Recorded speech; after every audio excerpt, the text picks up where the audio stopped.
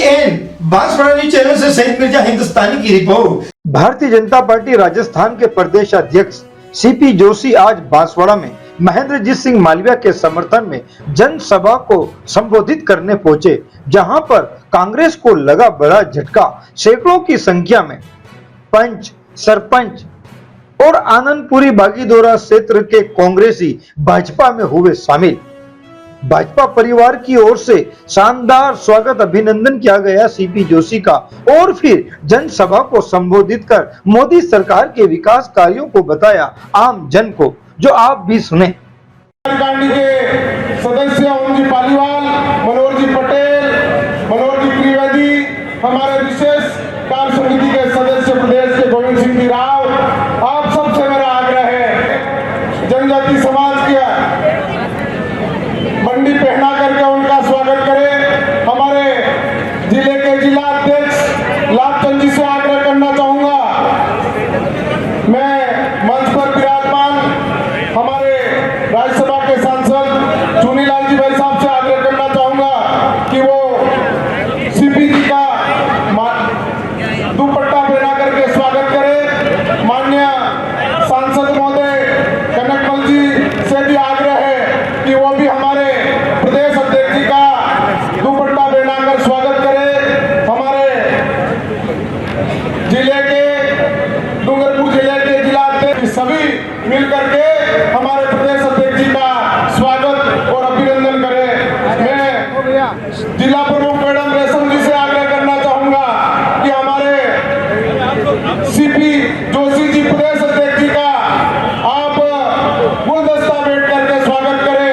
प्रदेश की हमारी मंत्री पूर्व विधायक सागवाड़ा हो गया है, वो अपने अपने स्थान पे बैठे एक बार।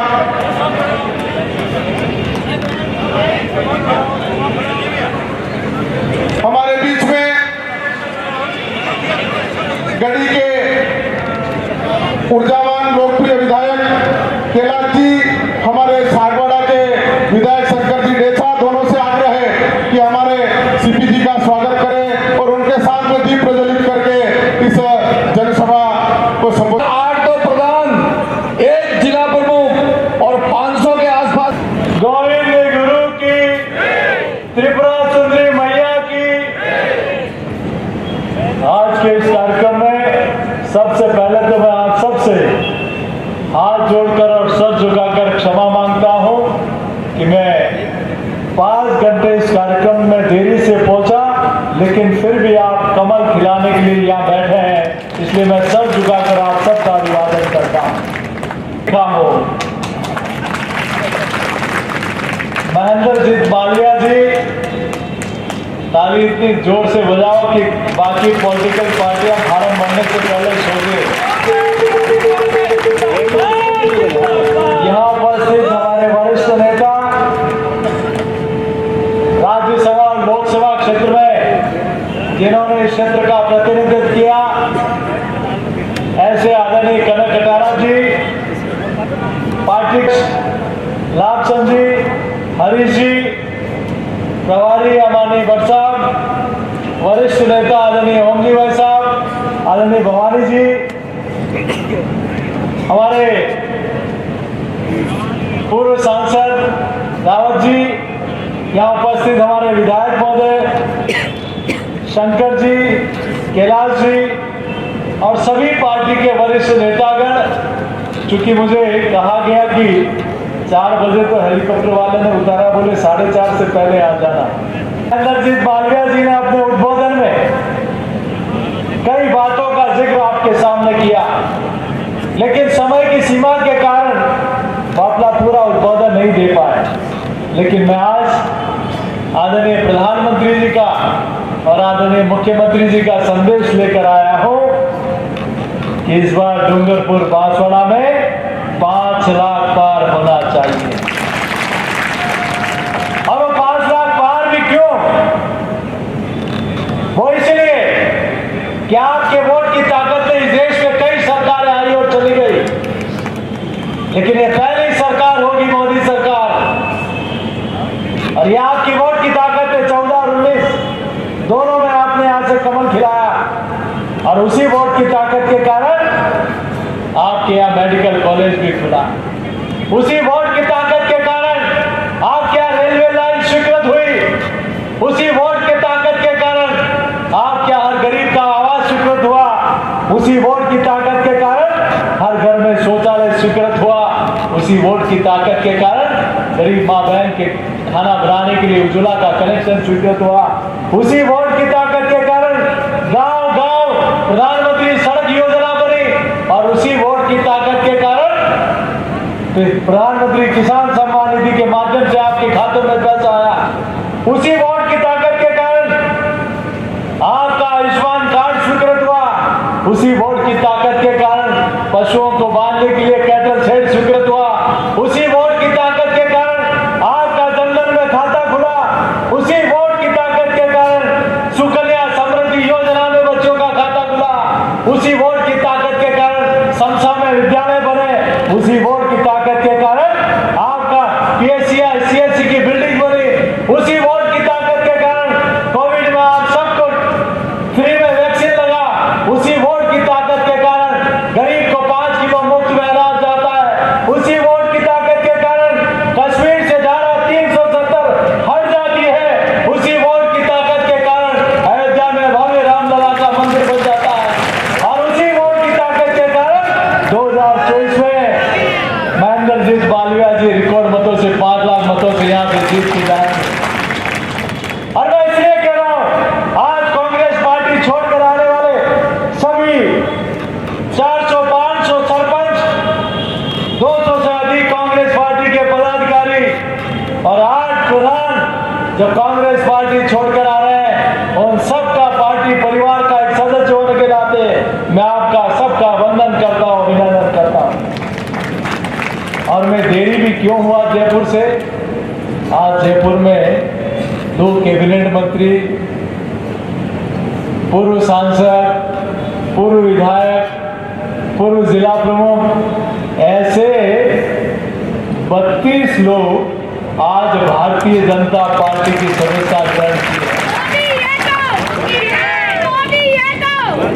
ठीक कहा आपने, मोदी है तो मुमकिन है, जो हमने कभी कल्पना नहीं की वो काम भी हम अपनी आंखों से देख पा रहे हैं। मुझे कुछ लोगों ने कहा कि प्रभु श्री राम, मर्यादा पुरुषोत्तम श्री राम 14 वर्षों के बाद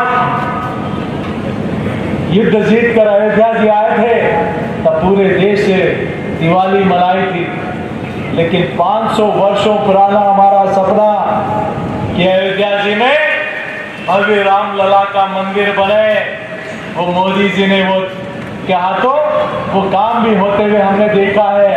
पूरी दुनिया ने, देश से पूरी दुनिया ने उस दिन दिवाली मनाई। लेकिन कुछ लोगों को निमंत्रण दिया गया, उन्होंने कहा कि हम नहीं आएंगे, हम निमंत्रण को ठुकराते हैं। तो आज उससे आहत लोग होकर कई लोगों ने कहा कि हम ऐसी पार्टी को ठोकर मारते हैं। ये विश्वास है नरेंद्र मोदी जी के प्रति। आप आजादी के इतने वर्षों के बाद भी दिल्ली में इंडिया गेट पर जॉर्ज पंचम की अंग्रेज की प्रतिमा लगी थी। मोदी जी ने कहा कि गुलामी के दंड से मुक्ति हिंदुस्तान को दिलाएंगे। आज वहां तुम मुझे खून दो, मैं तुम्हें आजादी दूंगा। नेताजी सुभाष चंद्र बोस की बहुत बड़ी प्रतिभा स्थापित मोदी जी के राज में हुई है, जिन्होंने देश की रियासतों का विलयीकरण किया। ऐसी गगनचुंबी प्रतिभा सरदार पटेल की गुजरात के सरोवर के नजदीक लगी है, जहां राष्ट्रपति भवन में मुगल गार्डन कहलाता था इतने वर्षों तक। आज वो आजादी के इस अमृत महोत्सव में वो आज अमृत वाटिका कहलाने लगी है। जो दिल्ली में कभी राजपथ कहलाता था, आज वो कर्तव्य पथ कहलाता है। जो सेना के जहाज पर एनएस विक्रांत पर अंग्रेजों के जमाने का फिरंगियों का झंडा लगा था, आज वह शिवाजी और वीर शोरी महाराणा प्रताप ने जिस भगवा पताका को लेकर मुगलों को परास्त किया, उस एनएस विक्रांत का फिरंगियों की पताका की जगह भगवा लहरा रहा है। तब लगता है कि मेरा देश बदल रहा है। मैं आपके चरणों में इतना कहना चाहता हूँ, आखिर क्या कारण है कि जब कोई हमारा देश का जवान दुश्मन राष्ट्र में लड़ाई करते करते उतर जाता था तो 14 से पहले हालत क्या थे। उसकी किडनियां निकाल दी, आंखें निकाल दी जाती थी, नाखून निकाल दिया जाता था। लेकिन मोदी जी के प्रधानमंत्री बनने के बाद कैप्टन अभिनंदन ऐसे ही पाकिस्तान की धरती पर उतर गए। उनको नहीं पता कि दिल्ली में अब 56 इंच के सीने वाला प्रधानमंत्री है। उनको गिरफ्तार कर लिया। दिल्ली से एक फोन जाता है कि अगर 2 दिन के अंदर कैप्टन अभिनंदन हिंदुस्तान की धरती पर सुरक्षित नहीं आए तो दुनिया के नक्शे से पाकिस्तान का नामो निशान मिट जाएगा।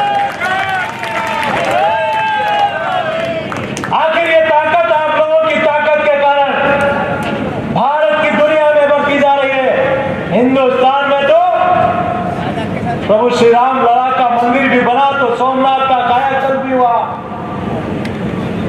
लेकिन कभी देखा क्या मुस्लिम राष्ट्र में भी एक दिव्य और भव्य मंदिर बने अबू धाबी में, जिसका शिलालेख भी मोदी जी रखे और उसके लोकार्पण में भी, उसके पूजा पाठ में भी आदरणीय मोदी जी जाए, तब लगता है कि अब दुनिया में हमारा भारत माता का वैभव बढ़ता जा रहा है। वो इसलिए होता है कि दुनिया ने भी स्वीकार कर लिया कि रूस और यूक्रेन के युद्ध में किस प्रकार से दुश्मन राष्ट्र दिल्ली से एक फोन जाता है कि मेरे देश के 20,000 बच्चे वहां आपके यहाँ पढ़ाई कर रहे हैं। आप कल्पना कर सकते हैं, तो दुश्मन देश 4.5 घंटे बमबारी बंद कर देते हैं और तिरंगा लगी हुई गाड़ियां, उसमें हमारे भाई बहन बैठे हुए हिंदुस्तान सुरक्षित आ जाता है। और मजा तो तब आता है तब वहां पाकिस्तान के पढ़ रहे बच्चे वहां के हुक्मरान को कहते हैं कि हिंदुस्तान के बच्चे तो जा रहे हैं, जनाब आली हमें भी ले आओ।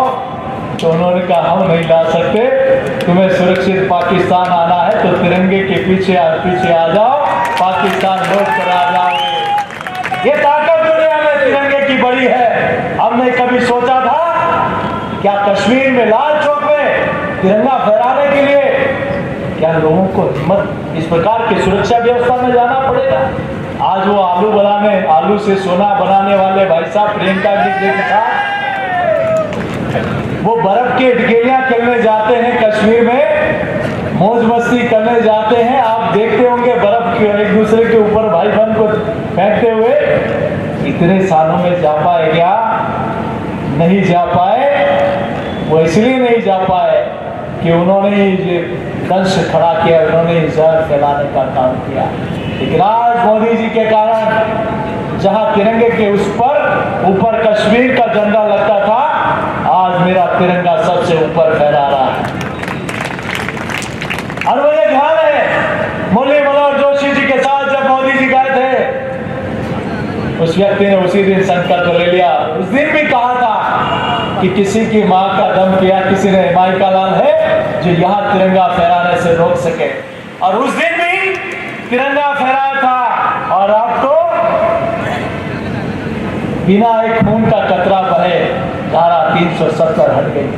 मैं आपके बीच में ज्यादा लंबी चौड़ी बात नहीं कहते हुए, मेरे पीछे से संदेश आ गया कि आपकी समय सीमा समाप्त हो। मैं आपके बीच में ज्यादा लंबी चौड़ी बात नहीं कहते हुए ये मैं विश्वास दिलाता हूं कि कनक जी ने, मान जी ने इस क्षेत्र के विकास में मोदी जी के नेतृत्व में बहुत काम किया और महेंद्र जी मालविया जी के नेतृत्व में आने वाले समय में हाईवे हो, रेलवे हो, हर क्षेत्र में इस बांसवाड़ा डूंगरपुर क्षेत्र का काम होगा। मैं आपके चरणों में यह प्रार्थना करने आया हूं, क्या इन दिनों में जब तक चुनाव नहीं हो जाते हर घर पर, हर बूथ पर भाजपा को जिताने का काम करेंगे? जरा जोर से बोलो, करेंगे? महेंद्र जी को 5 लाख से जिताएंगे? मोदी जी को तीसरी बार प्रधानमंत्री बनाएंगे? बांसवाड़ा में कमल खिलाएंगे? तो उठाएं दोनों हाथ और जयघोष करें, बोलो भारत माता की, भारत माता की, भारत माता की, वंदे वंदे। मित्रों, बस यही कहते हुए यही प्रार्थना आपके चरणों में करने आया था। महेंद्र जी और हम सब लोग नरेंद्र मोदी जी के नेतृत्व में भारत दुनिया का सिरमौर बनते हुए हम लोग देखेंगे। बहुत बहुत